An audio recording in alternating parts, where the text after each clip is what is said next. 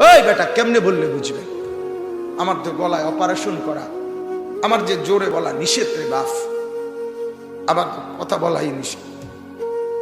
আমি আমার আবেগ থামাইতে পারি না, আমার অস্থিরতা আমি থামাইতেই পারি না, আমার বেচাইনি আমি থামাইতে পারি না।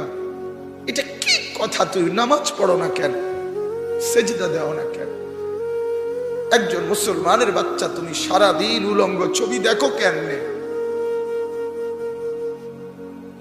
একজন মুসলমান বাপ তুমি প্রতিদিন একই রকমের বাটপারি হারামের ব্যবসা কেমনে করো বাপ? কেমনে করো? কেমনে করো? কেমনে বললে বুঝবা? যদি বলো আসো পাও ধরে বলি।